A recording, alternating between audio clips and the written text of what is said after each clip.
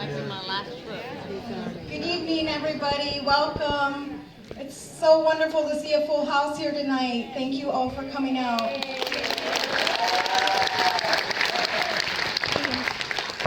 I'm Andrea Martin. I work here at the museum in the Public Programs Department, and on behalf of the museum, I just want to say how grateful we are to be part of this event with AWA.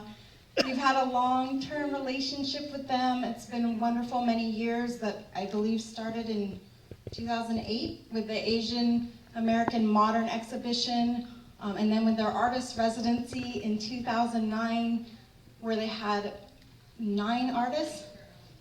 Yes. Building a place of their own up in the Kimball Education Gallery right upstairs. And it was just a beautiful coming together of artists of all different media and bringing the audience in together. And I thought they really did a wonderful job at creating a new space in there and creating a place of their own. And I want to introduce tonight 2 people that we have. We have Cynthia Tom, sorry Cynthia, who will be doing opening remarks for the Asian American Women Artists Association. And we have a poetry reading by Flo Oi Wong. So please give a very warm welcome to Flo Oi Wong.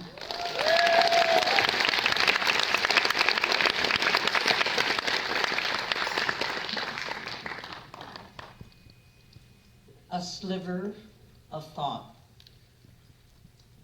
Thinking of you, my memories expand, collected from times together, the way a person collects rocks, seaweed on sandy beach, wondering if these objects, forlorn but magnetic, pull us bottomless into foaminess of life, a vortex of fear layered on moistened confusion, whitecaps of loneliness fusing in a child's heart, not knowing if you belong or are safe inside of your skin.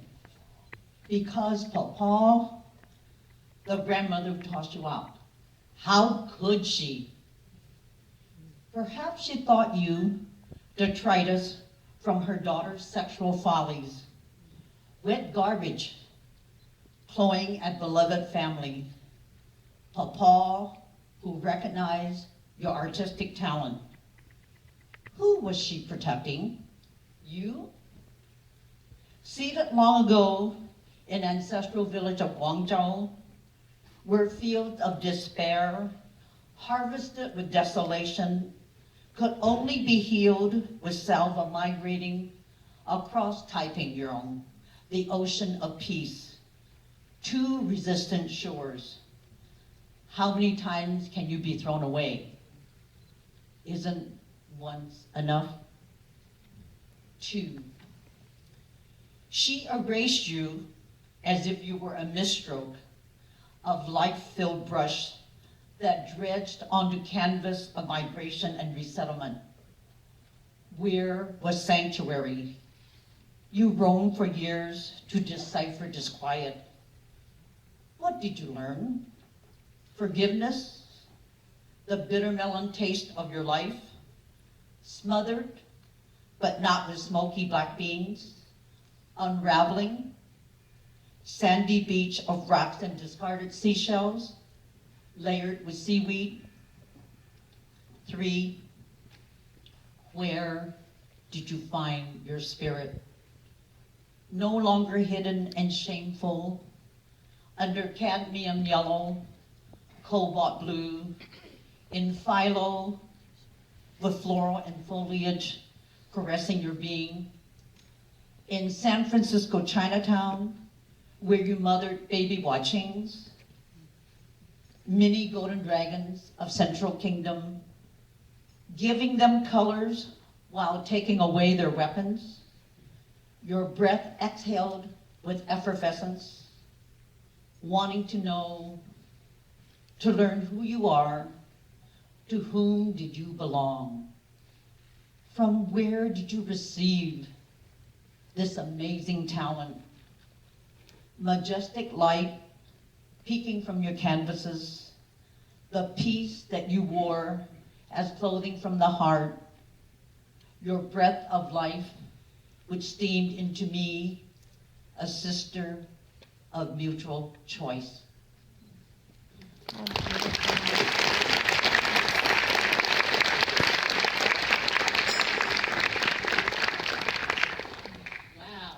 And we thought we might not get enough people here, so thank you on Asian American Women Artists Association. Thanks for coming out tonight.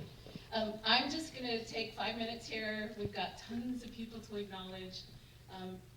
First and foremost, for those of you who don't know AWA, we are an organization dedicated to ensuring the visibility and the documentation of Asian American women in the arts, because we're still largely very ignored by a lot of major institutions, except the DeYoung, continuously since 1932 has managed to showcase Asian American art now and again. You can always ask them to do more.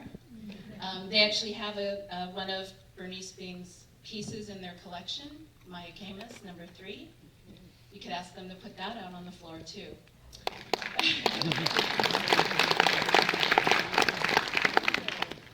So a real special thank you, though, to the Public Programs Department and Ms. Renee Baldacchi, who single-handedly has created this Friday night to include multicultural activities, arts, and creating a voice for local artists, which I'm so proud to be part of her fan club. And the other person that helped us do this was Gregory Stock. He works with her in public programs. And of course, Andrea Martin, who came and did that lovely introduction for us. But we've had a long history at the DeYoung Museum, and we're very grateful that a major museum pays attention to us.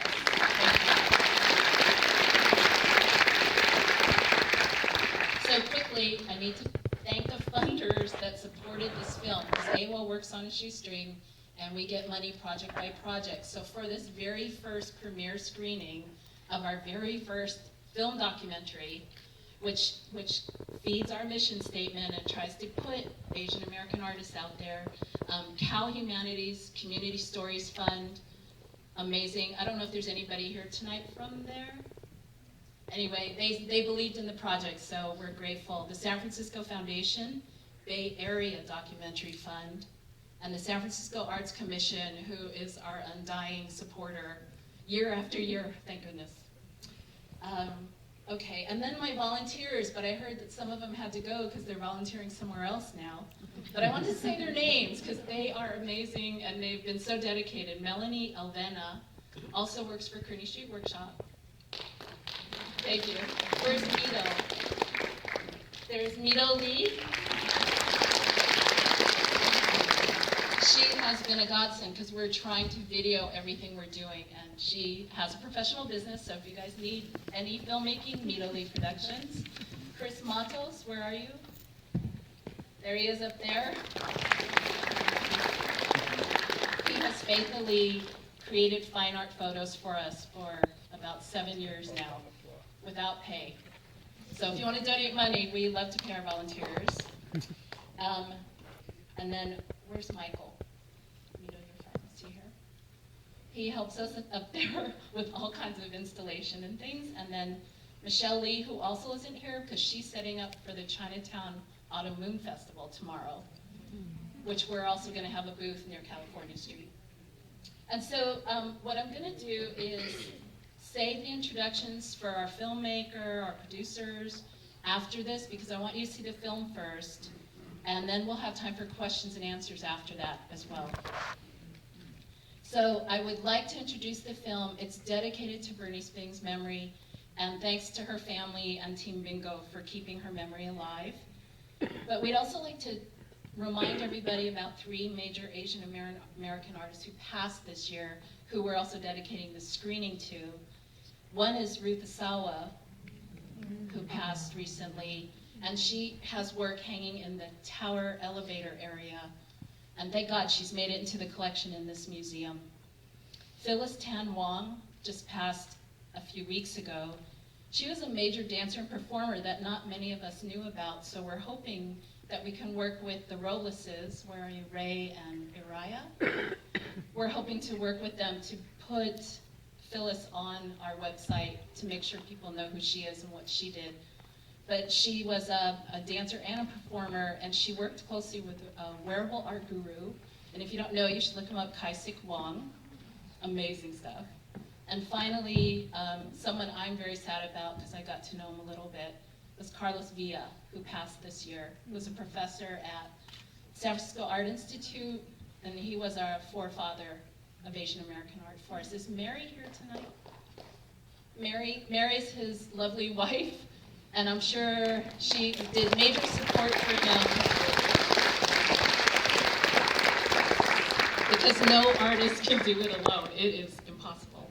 So with that, I'd say here's to Bernice Bing.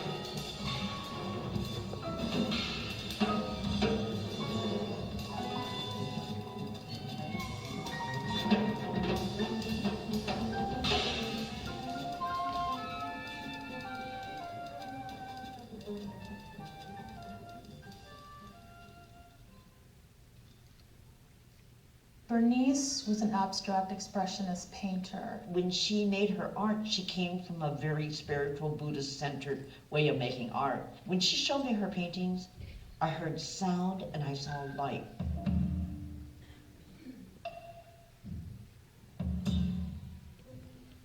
She was fascinated with Jung, she was fascinated with Buddhism and Zen, she was fascinated with existentialism. The way that she would talk about physics, it was just like mind-boggling. She'd read all these books about how energy's made and, you know, the cosmos, and then she would say, well, I'm gonna paint it. Her work really boomed. It came out like a shower of color and light.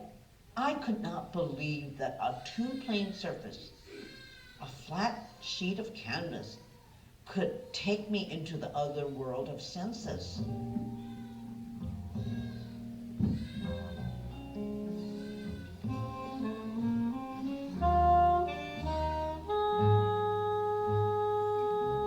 In high school, she got awards for her art, and that meant a lot to her to be seen. Her grandmother said that she had talent and that she could draw. She was an advertising major when she first started college. And then she was at CCA in Oakland and met a Japanese painter. His name was Hasegawa, and he changed her life. That was how her abstract expressionism was born. And it was really out of an Asianness. It was not an American copy or something derivative, but it was actually an originating sort of force. The San Francisco Art Institute was called California School of Fine Arts. In 1957, there was a studio called Studio 15, and all of the best artists used to hang in there. Like Joan Brown had a place in there. Bingo had an easel in there. Everybody started hanging out at North Beach, but one of the hangouts where people would go to either drink beer would be a spaghetti factory. And Bernice Bingo, as she was known, she was a waitress there, and she was going to school, and she was spending a hell of a lot of time in the studio being a painter. She graduated from the first MFA class from the San Francisco Art Institute, and that was the most amazing class with so many artists with so much talent. Joan Brown, Leo Valador, Elmore Bishop, and she emerged with a bang. She, immediately following, had a solo exhibition at the Batman Gallery. She had 2 write-ups, in fact, consecutively in the Art Forum. She was included in many shows. She was included in Albright's book. He was the art critic for the Chronicle. Bingo had her studio upstairs from the spaghetti factory, and so it was fun to go in there. The place was always packed. Everybody knew her in North Beach, Chinatown. You couldn't walk down the street. Somebody would say, bingo, bingo, hi. The culture of the beat movement in San Francisco was a wild scene, and that there was a lot of debauchery and a lot of partying. She was fully embroiled in that scene. That's kind of how you met people and networked and made connections. It was important to move in those circles. When she went to New York and she was friends with many members of the Beat generation, she said to me, Flo, I partied so hard that I knew that I was going to die, and that if I didn't withdraw myself from that scene, from that atmosphere, I wouldn't be around. At which point she left her wild partying friends and came back to California.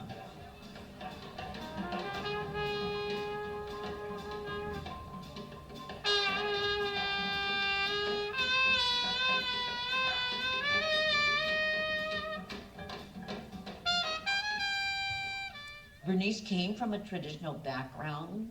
She did not have the early, strong support system for breaking out of that box and pursuing something in the arts. That's just something that was not encouraged, shall I say, for a Chinese girl of her generation. Bernice's mom was a waitress at Forbidden City. Aunt Lonnie was a dancer. Aunt Lonnie was, I think, in her generation of siblings, quite the character. She was a former chorus girl from the old Chinese-American nightclub known as Forbidden City. She and Bingo were pretty close, and I think they both gravitated to each other because they had a sort of artistic bent.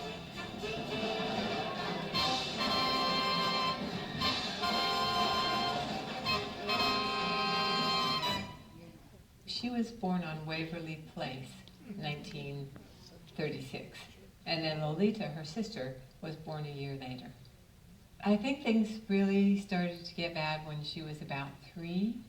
Her father died in jail. Then she and Lolita were separated and brought back together, and they finally ended up living with their mother when they were 5 and 4. And one of the things her mom did when she went to work was to strap them down. She strapped Bernice on the toilet seat and Lolita on the potty chair. And one day, Bernice got free. She got hungry, she got free, she went to the refrigerator and she found raw sausages. And so they ate them. And when her mom came home, she beat Bernice with an iron pipe until she was black and blue all over. Her mom died when she was 5 and Lolita was 4. And again, they were in foster homes. She was put into many, many foster homes, and she was sexually abused. There were about 17 that she passed through in the course of her early childhood. They were always, I understand, white middle-class homes. She remembers when she was 6 years old, she was in a foster home and the foster father came into her room at night. It was dark. He got on top of her and she said all she remembers is the pain.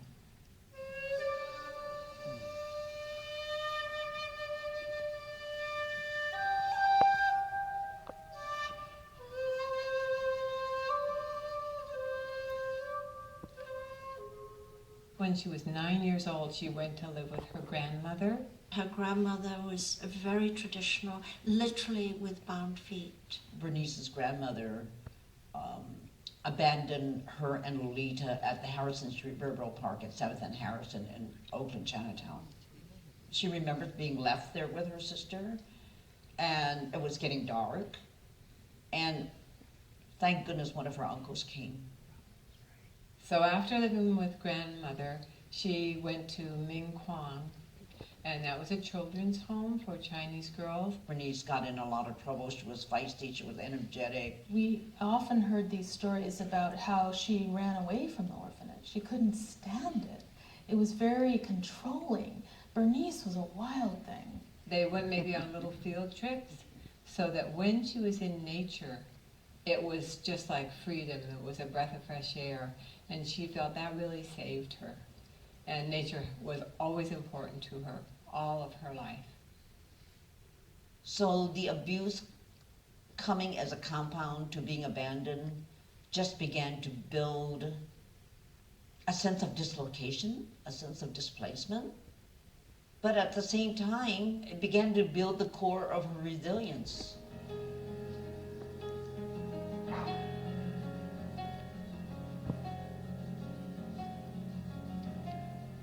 I met Bernice in 1968. I was in the middle of an emotional breakdown, and she just seemed to me like the sun, just like this bright sun. She was very gregarious, outgoing, and very sensitive. And she knew when she met me that I was in trouble. She told me that, and she came over and sat with me because she had been in trouble, because she had had a hard time. And then I didn't see her again until 1970. I met her when she came back from Whitecaps. She loved it up there. It was a small winery in Napa Valley, and I met her at the Wild Side West on Broadway in San Francisco. Here comes this woman, you know, smoking Shermans and drinking brandy out of a glass at 11 o'clock in the morning. And I thought, oh my gosh. And, you know, dressed up in her little zoot suit and the whole thing. And she came in and she made quite an impression on me. And I thought, wow. Well, the first thing I thought is, she's really butch.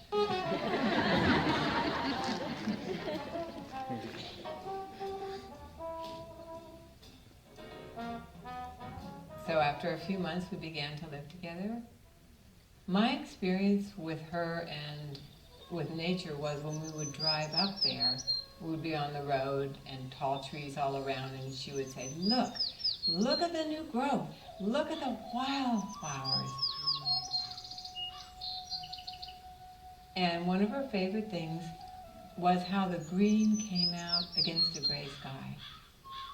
She would say, look at the subtle colors, look how different it is when it's sunny and when there's a gray sky. Bernice had a temper, and I think for me, because I was in an emotional breakdown, it really helped me get in touch with my anger. We never had physical fights, but you know, sometimes the sewing machine would fly across the room. When Bernice first met my family, there was so much love and so much outpouring, and it was Christmas, and my mom went all out. When we got into the car, it was too much for Bernice, and she actually felt nauseous. Over time, as she got to know them, then when we had gatherings, she got right into it. So when we got separate places, she went right to my mom. And my mom, I think, just took her face in her hands and said, well, you're not separated from us. And so she knew that she still had family, and my brother, hand on hip, said, well, she'll always be my sister-in-law.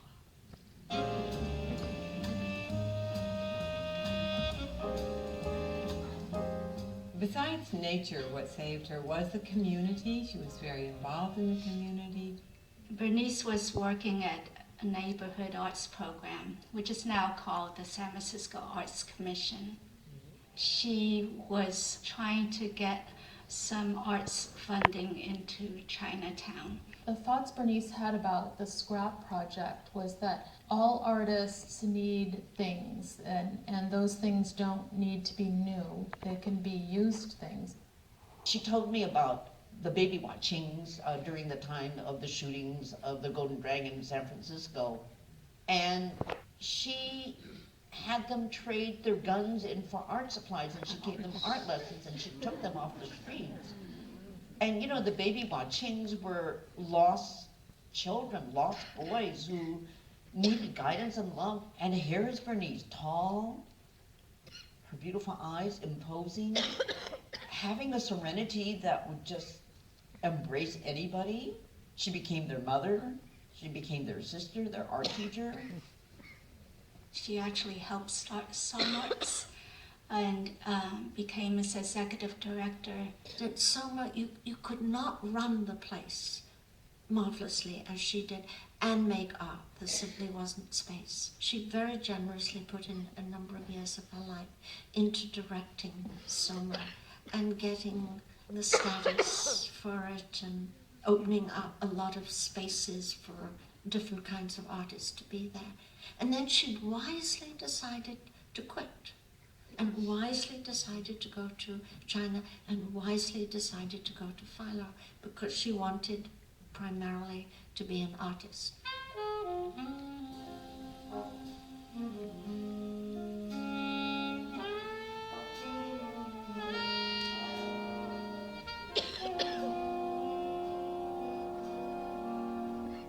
In the mid-1980s, Bernice goes to China and becomes fascinated by calligraphy.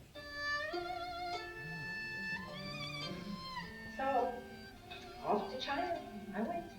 And I spent about 3.5 months in the islands. I did a lot of traveling. I couldn't get over the fact that everywhere you went it was really very crowded. And it was interesting to be a majority, you know, but yet I wasn't a real majority. I was still a foreigner. I mean, I still felt like a foreigner. I mean, my whole body language is very different, even though I was ethnically still Chinese and I wasn't culturally Chinese. It's very strange. It just really opened my heart and my eyes to something that was, I felt was always there. While she was giving lectures about American artists in China, she also went to learn to write calligraphy. She studied in China with a traditional landscape painter. And when she came back to her studio in Philo or wherever she made her art, she would start off in a traditional manner and write a tight, sort of calligraphic, lyrical kind of ideograms that the Chinese have had in their tradition for thousands of years. And then little by little, she would become free and shed them. Clearly the impact of that trip to China, and it was for 3 months, was quite amazing. And I think it both gave her a sense of first-hand experience of being in China with her own background of Chinese, but she had been born in the States. And secondly, not only did she see a lot of calligraphy, but she also learned almost calligraphy as a mode of exercising.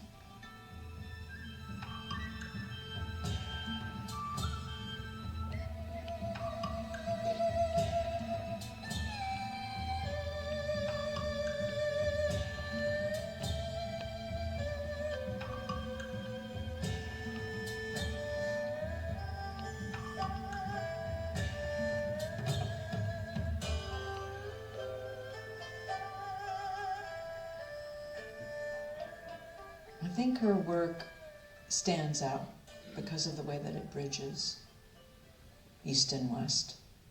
She didn't choose only Chinese culture or only white American culture. She dipped in and out of whatever she wanted.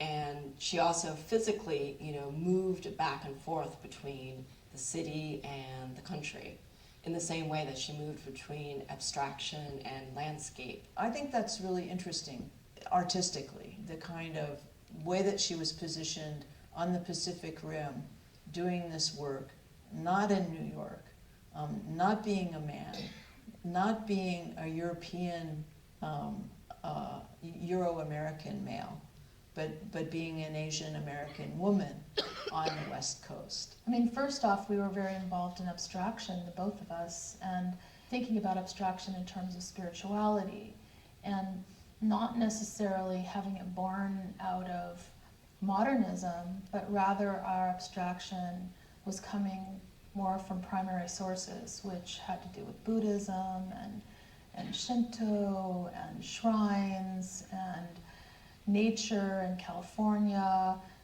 She really was able to create a body of work that stands up against this kind of monolithic paradigm of what abstract expressionism looks like. Jackson Pollock and William de Kooning and others, they may mention things about Buddhism and Asian culture and African masks. I mean, we certainly see Picasso. It was as if she had discovered one of the holes in her heart, and by being with us, she was filling that hole.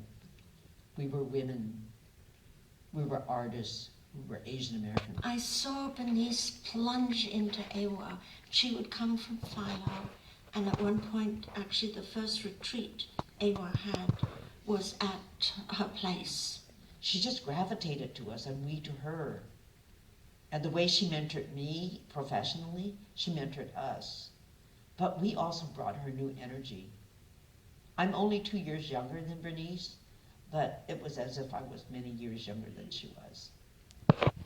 I got together with Bernice and a lot of her friends at this luncheon that we're having. You know, I'm getting acquainted with everybody, and I wasn't quite used to the boisterousness of these women that I was sitting with. They were funny, they were bawdy, they were loud. And so I just happened to look at them and I said, okay, which of you have been Bernice's lovers? And they all raised their hand. I couldn't I was preparing to present her at the 1996 National Women Caucus for Art event and show. She says, when you present me at this event, you can't out me, you can't tell them that I'm a lesbian.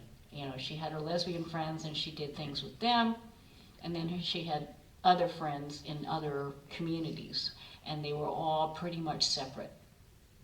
So if she was in a more mixed arena, people for the most part didn't let on. You know, they protected her in that aspect. She wasn't really out. She was very concerned that if she talked about that or everybody knew about that, they would say, you're a lesbian artist or you're an Asian American artist. And she just wanted to be Bernice being the artist.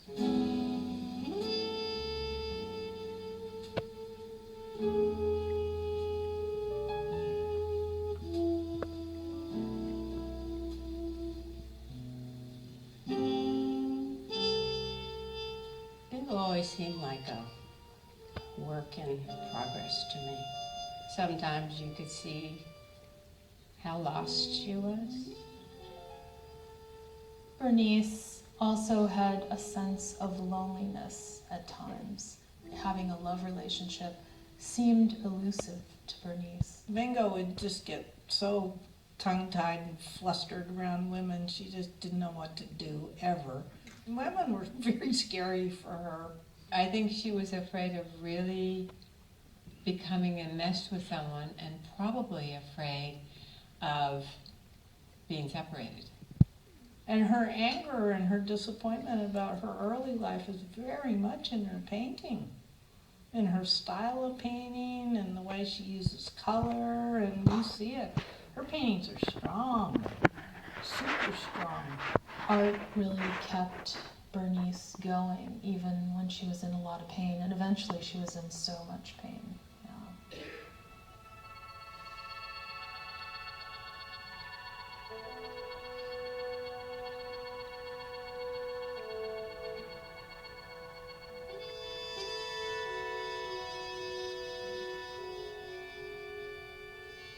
She struggled with poverty as a child and struggled pretty much till the day she died with not having enough money. And when I say not having enough money, I'm talking about not having enough money to paint.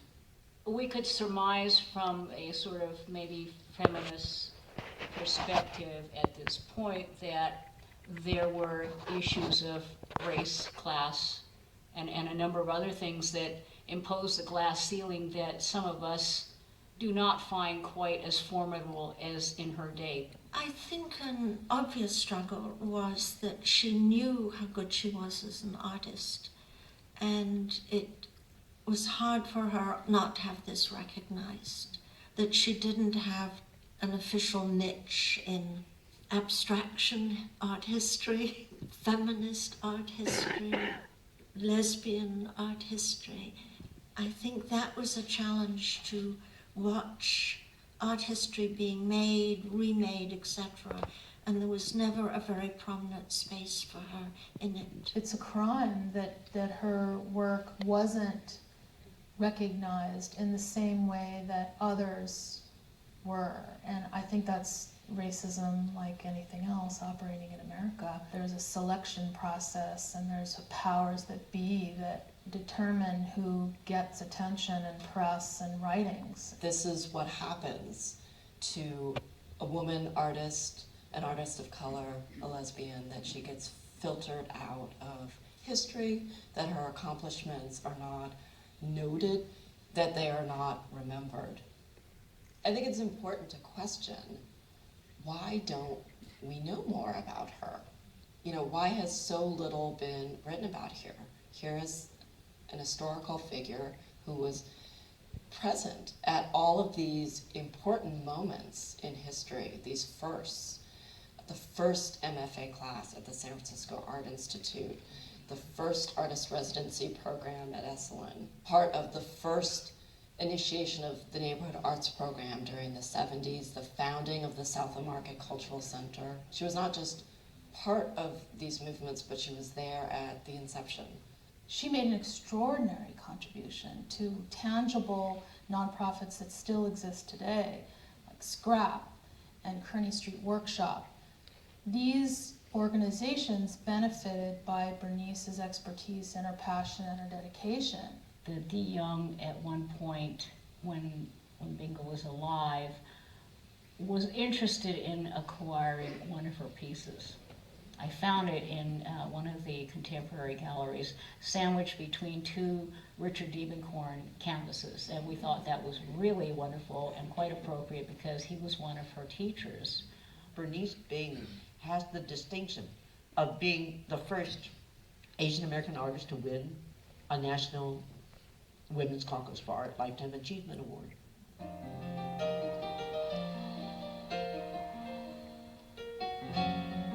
She was diagnosed with lupus. And I visited her. She had shielded herself completely from the sun. She has this iconic straw hat. She wore gloves. She wore shirts and blouses that covered her neck. She covered herself with socks and long pants, no matter how hot it was. It was very hot in Philo. And little by little, her skin got darker, a sign that the lupus was taking over the organs. At the end of her life, you know, she meditated and chanted for hours every day, even when she was very sick. She was journaling her dream states, and at the same time she was painting these small little paintings, and those were her last works.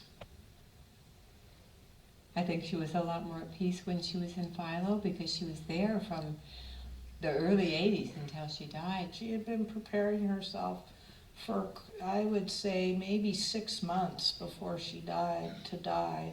She had gone into meditation, she'd gone into retreat. She died August 18th, 1998. But in Buddhism, there is no birth and no dying, so that Bernice is still around.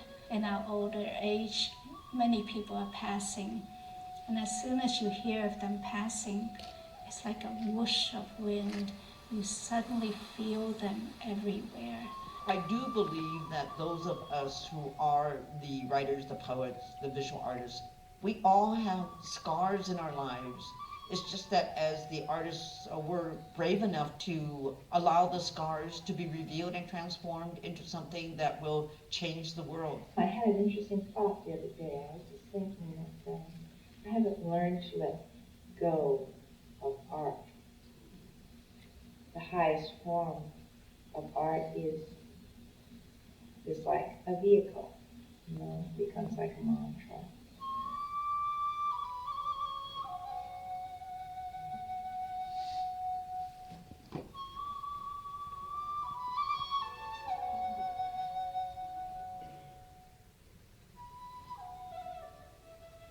She deposited within us reasons to be alive, and reasons to care, and reasons to love. Bernice changed the world. She really changed the world in her really quiet kind of way, and sometimes not so quiet kind of way. Because the generations that come after that can only benefit by seeing what inspiring contributions were made, how they contributed to our cultural landscape. And I think that's really important in terms of letting people know what things are possible, sort of redefining the cultural canons. I think that she is a hero for Asian women in particular, and women artists in general. The more stories that we gather like hers, the more we benefit by being able to enrich the world with their contributions in spite of their own hardships. What I love about having been a fan, a friend, a devotee, an advocate of Bernice is that I get to shove her towards the American table. The American table is very beautiful, but it needs the presence of people and amazing human beings like Bernice. I was just very inspired by her. That's all I can say, and that's the best thing I can say about anybody. Bernice, for all the years of our friendship, fed my soul. She's sorely missed by many people. But you can catch glimpses of her if you look.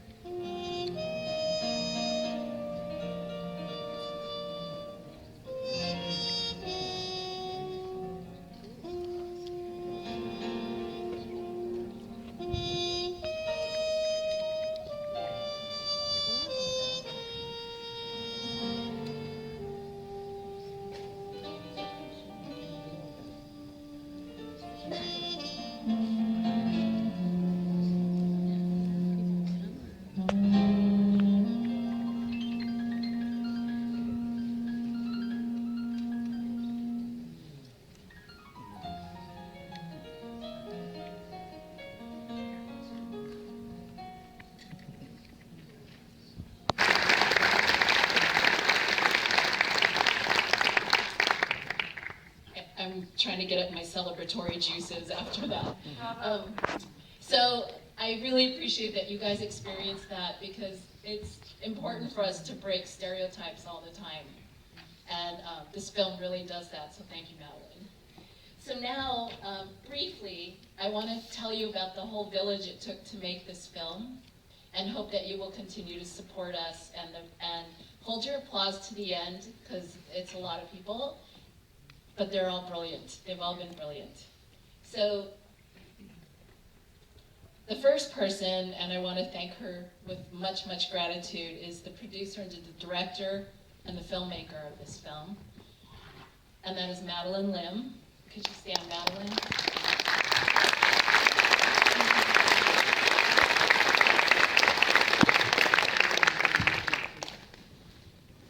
I'm going to ask you to stand one more time, but I won't make you stand right now. So everybody else, if you can hold the applause, because I have to get through a lot. So then the film project director and the co-producer who helped write the interviewee questions, etc., Jen Banta Yoshida.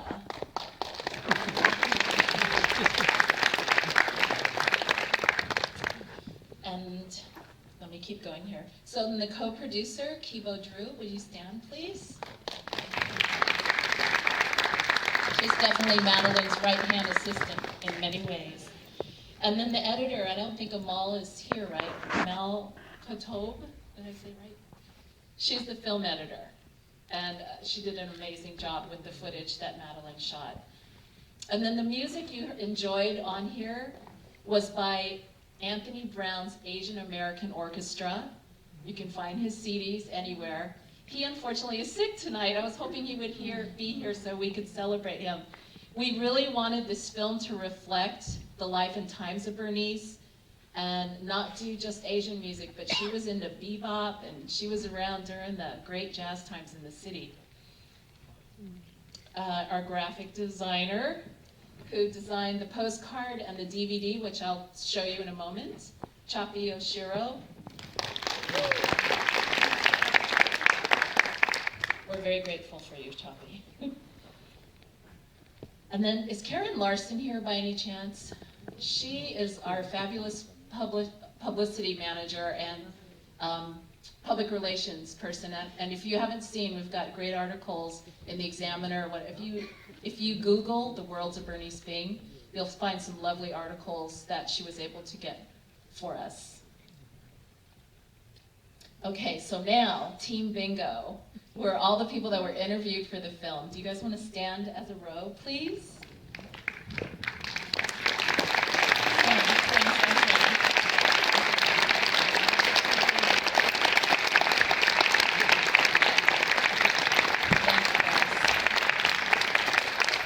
They have been holding the candle for Bernice for a very, very, very long time. And Rudy Lemke, do you want to raise your hand?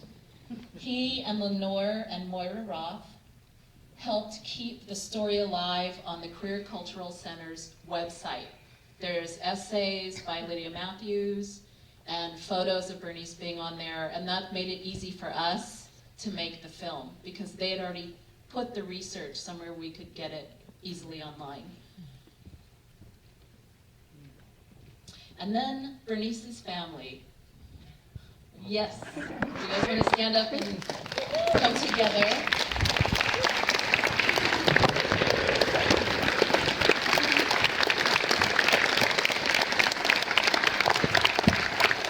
And I have been told that some of you are carrying on as artists the Bingo's legacy of your own. So you're starting a new life there. So thank you. Okay, and then two more people that I would die without. My partner and the project chair for this whole project. It's bigger than the film. It's got DVDs, we're talking about distribution, talking about coordinating this whole thing, and that is Sherry Arai DeVore.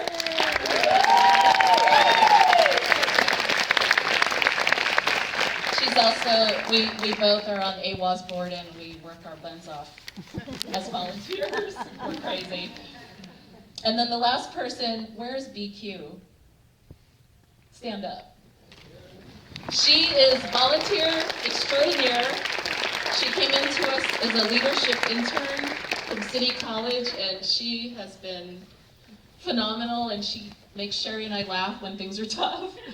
And her dedication makes us feel like it's all worth it, because she's the younger generation. And she's just as excited about our mission to break stereotypes, to get the work out there. And now we need help. We can push this film to colleges, universities, museums, because people need to hear this story. It's multifaceted. Did anybody from the Beat Museum come? We were gonna have, because she hung out with the Beats. So it crosses over into that line as well. So we're grateful for all the partnerships and the community that has pulled together for this. So now, without further ado, I want to introduce the Q&A people. So if you have questions, this is when you're going to ask them. So would you guys come down here? Mark Dean Johnson from San Francisco State University's Art Department. He is an Asian American art scholar and has kept us going and backs us and supports AWA in any way we ask him. He's been wonderful. So I'm going to let him introduce the rest of the people that you'll be chatting with.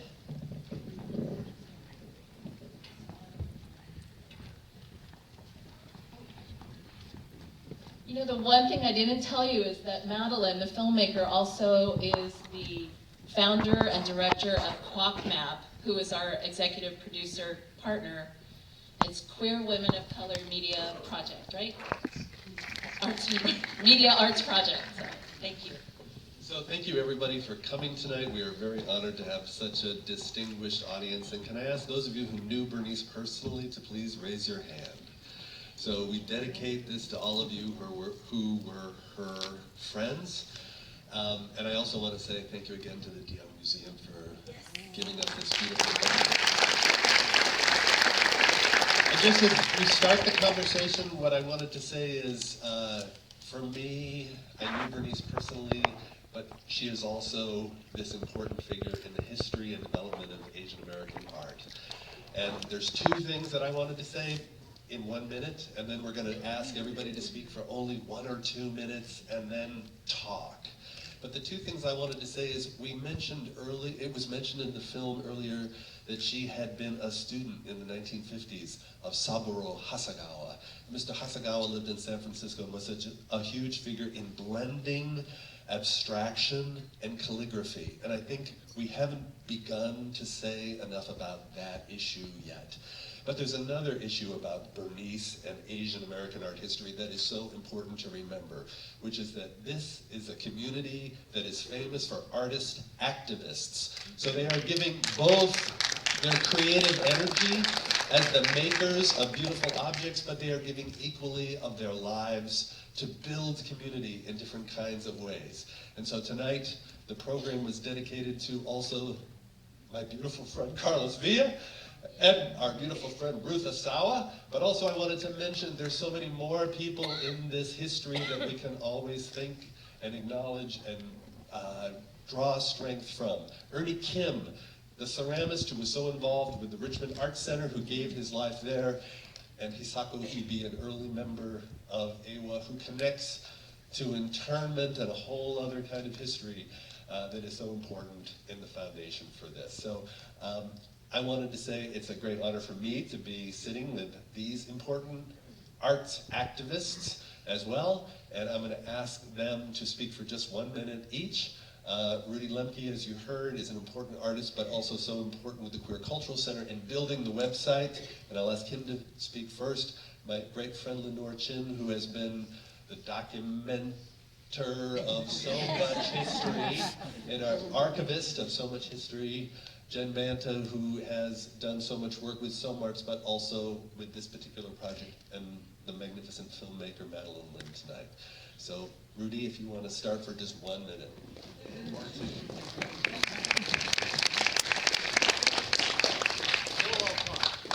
Thank you very much. I'm so honored to be here tonight. For me, it started the year Bernice died, and I wasn't aware of Bernice or her work. In 1998, I was beginning to build the website for the Queer Cultural Center. And I was trying, as the first project for our center, I was trying to map the alternative space scene in San Francisco that was happening in the 70s and the 80s. It was very vibrant, the Southern Exposure, Langton Street, camera work, La Mamelle, Eye Gallery. That's where everything was happening artistically. And so I was trying to map the emergence of queer art in that space and all the different manifestations of that. It was very, very complex to try to track that. It wasn't just some very simple essentialist idea of queer that we were after. We were trying to represent the complexity of our community. And that year, Bernice died, and my good friend Moira Roth called me up and said, "You need to know about this artist, Bernice Bing," and she invited me to go to Bernice's memorial service. And I immediately saw, this was at the San Francisco Art Institute, and I immediately saw the importance of Bernice's work historically and just beautifully. But more importantly was that I was introduced that year to a network of Bernice's friends, the worlds of Bernice Bing at that moment. And I saw those worlds opening up in front of me.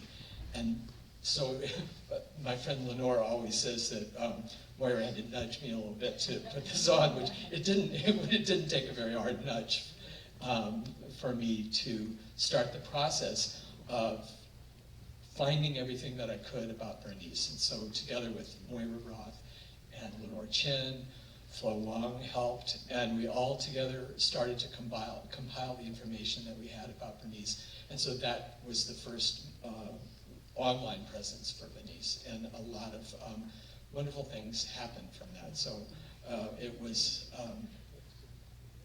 a project of care and love of a whole community of artists that made that possible. So that was my introduction to Bernice.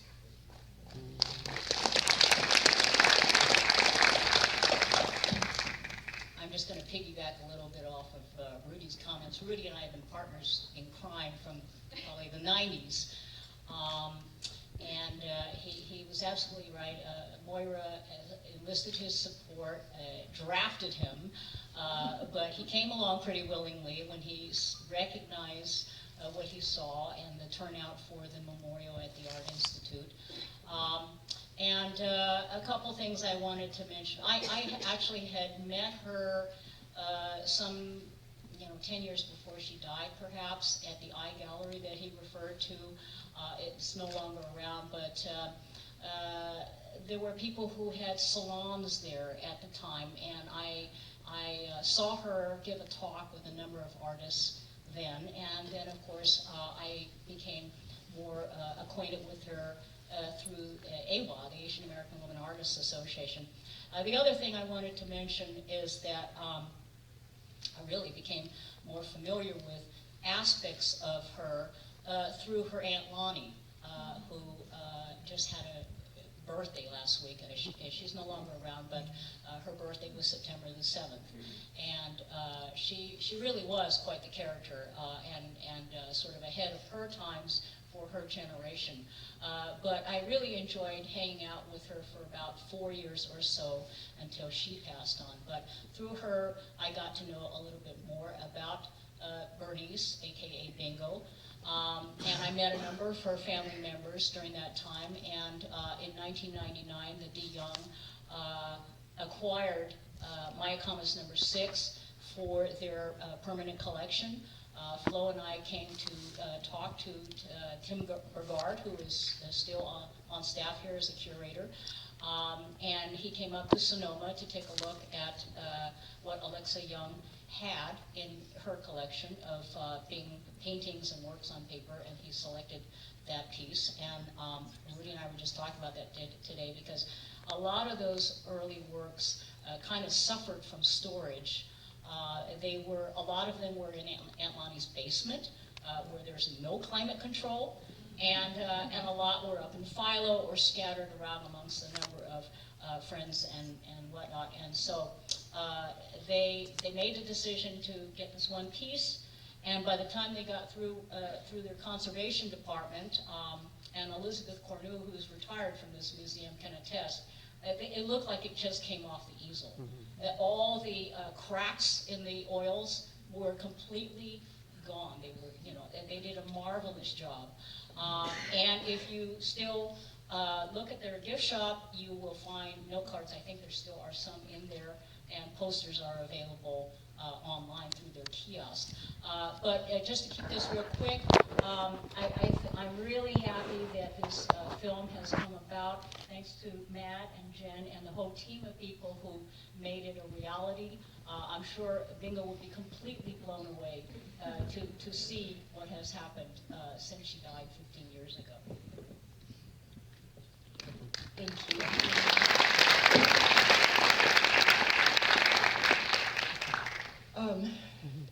Well, I love the story of how I, first discovered Bernice Bing's work, because it was almost 7 years ago. I was working at the Asian Pacific Islander Cultural Center with Pamela Wu Kochiyama, and our office was located in Somarts, pretty much like up in the rafters.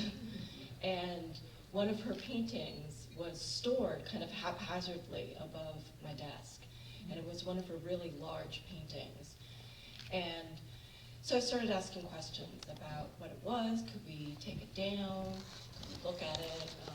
Who knew about Bernice Bing? And as I asked questions, I realized that a lot of the people that I'd been getting to know and working closely with, like Lenore and Rudy, in fact, knew Bernice, and it was just this incredible world that opened up to me. It was pretty amazing. And around the same time, I was completing graduate work in visual critical studies at the California College of Arts. And so, I hadn't yet chosen a thesis topic, and when all of these kind of serendipitous moments seemed to converge, it seemed really important that I uncover her story and, investigate about who this artist was. And so began the journey. And this has just been an amazing process.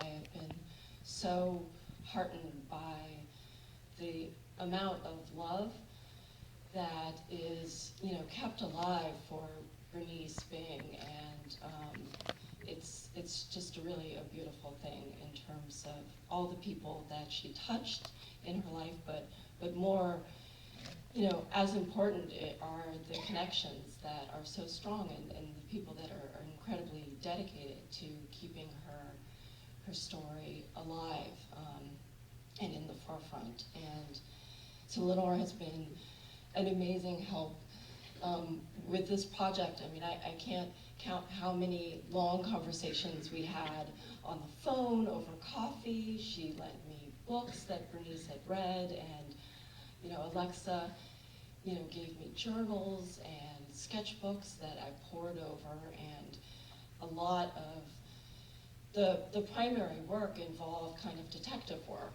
to start piecing together a story and talking to people and finding out more about who this amazing artist was and why so little was known about her.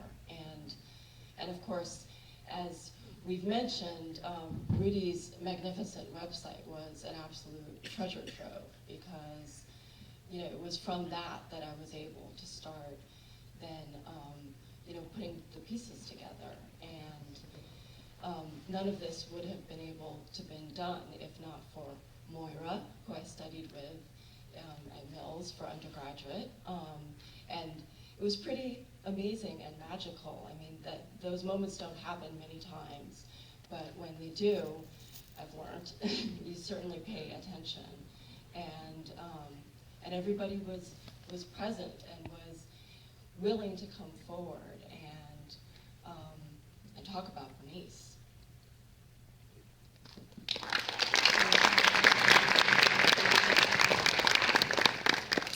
Hi, everyone. I was introduced to Bernice Bing about 3 years ago when AWA approached me. It was Nancy Hom who approached me and asked if I was interested in making a film about Bernice. And she said, do you know who this is? And I said, I have no idea. So I went, and Nancy directed me to the information that Rudy had put up on QCC. And when I looked at that, it was like, oh my God. Why don't we know more about her, right? Exactly what Jen Bonta says in the film. And from that moment on, we were trying to get some funding for the project. And when I met the team Bingo, I was really just, like Jen, blown away with all of the love that has been really, really dedicated to keeping her legacy alive and sharing that.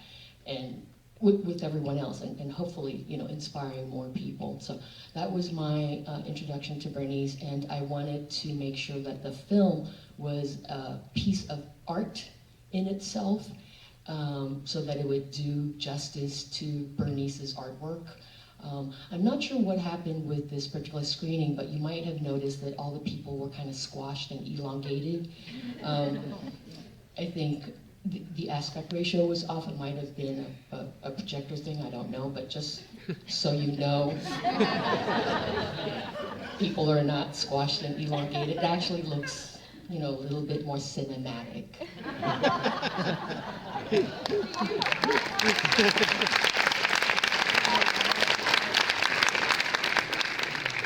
We'd like to ask the audience to join us in this conversation. Is there anyone that would have any comment or question? Yes?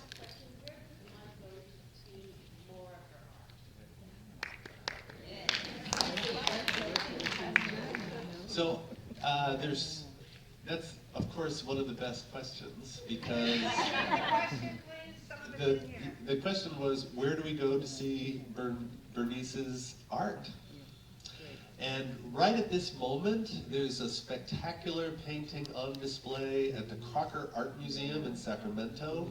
I went up to see it about 2 weeks ago, and it is magnificent, and it's one of Bernice's sort of adaptations, contemporary abstractions of a work of classical art history, reinterpreted through her lens and eyes.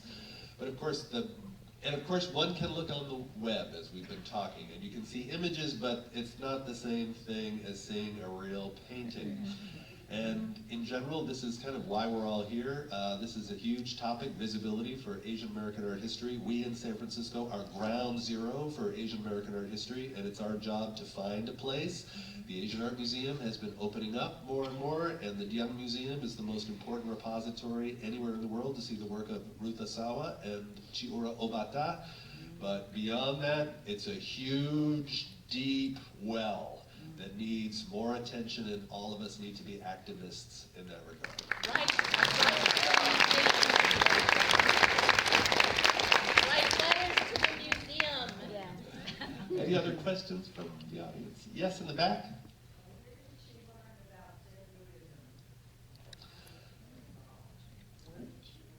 The question was, where did she learn about Zen Buddhism, and maybe...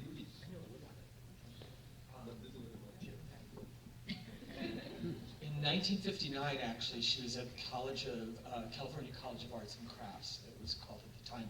And her two teachers there, which I think is really significant, were Diebenkorn and Hasegawa. So she had this pair of fantastic teachers, very different approaches in teaching style. One was more intuitive, and one was more physical. She writes this in her journal. And so it started in 1959. This is when Suzuki, the Zen master, was starting to do lectures at Black Mountain in New York, influenced John Cage. And so all of this information was coming west too. So from a very early age, from her first year in college, she started reading and learning about Zen, if I'm correct. Yeah, I mean, she actually talks about it in her journal, that it was Hasegawa, a Japanese man, who introduced her to her culture, that she first kind of sparked this interest in learning about her roots and learning about the East. And if you're interested in more about Mr. Hasegawa, there's a beautiful poem by Gary Snyder entitled Mountains and Rivers Without End. And he dedicates the poem, which he worked on for literally 40 years, to the memory of Saburo Hasegawa. And he talks about how Mr. Hasegawa did tea ceremony and then spoke about paintings as Zen meditation. Yes? Where did you get the original footage of your interview? The question was, where was the original footage of the interview? So this was actually one of Moira's students. They had paid a visit, her class had paid a visit to Bernice Bing in her studio, and so that was that little bit of archival footage that was shot of her that exists. It was from 1991. Any other questions? Yes? When might we be able to see the painting that was donated to the young? Oh, we wish we were the ones who could make that decision. So the painting there's the beautiful painting from Maya Kamas that is in the collection of the Dion, and it's been displayed, as far as I know, twice so far. It was on display in one of the permanent galleries when it was first donated to the museum, and then it was maybe last on display in 2008, 2009. And once when it was at the old inn, so maybe 3 times. But paintings typically go in and out of rotation, and as it was suggested earlier, this seems like a wonderful time for us to suggest that it come back out again. But that's what I was going to say, but there's likely a lot more work, and although art history likes to have one representative example of an artist's work, let's see 10 of her works in museum collections. Yes. your work, they can come to Sonoma where it's stored. And we have lots of paintings, and we welcome to have people look at them. So the suggestion is that we are invited to make a trek to storage in Sonoma. And I'm going to say, we'll take one more question after this, but what we'd like to do is save time for some informal networking at the end of the questions. And there's two things that I know we'd like to do. The DVD is available for sale, and we want to make sure that people do take time to acquire a copy if they're interested. But let's maybe see if we can make a field trip to Sonoma. Last question. Can you please address, for those of us that are not as knowledgeable but interested in the calligraphy to art connection? Obviously, I was very inspired by the work that she was doing, but can you give us a little bit of just short background as to that aspect? I'm going to say, I don't know if I can because it's a long answer. But the question was, can we talk a little bit about the relationship of calligraphy to her abstraction? And I'm going to say, let's see part 2 of the film on that topic. Any other comments from our crew here? Well, just one. I have a few of these brochures on hand, probably not enough for the entire audience, but if anybody would like a sample of some of these, it shows some of her older pieces and some of her later work, where you do see an integration of her calligraphy with her abstract expressionist concepts. So let's give a round of applause for the panel.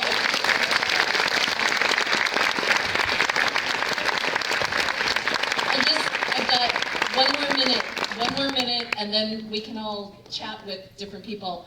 That brochure, or putting on a show with Bernice's work, all takes funding.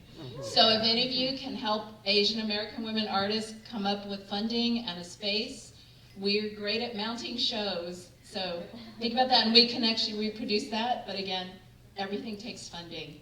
So just quickly, the DeYoung actually has the DVD for sale in the bookshop. You can also get it by awa.net, Asian American Women Artists Association.net, we have it. And the other thing is, I don't know if you guys got these postcards outside, but it has a good summary of what the film's about, so you can tell other people about it, so that we can make more films like this. And there's one person I missed, Jen Lau. She's responsible for our publicity for this particular film.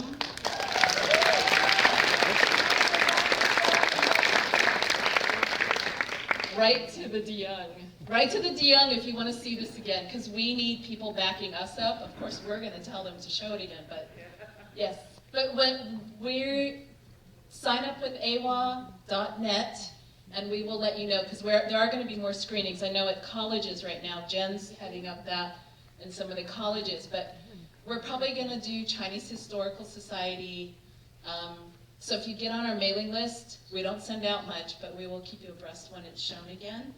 And just so you know too, AWA's website is becoming a portal to Asian American women in the arts. So please support us in that. We're trying to, it's hard to find information on Asian American women in the arts and Asian American art.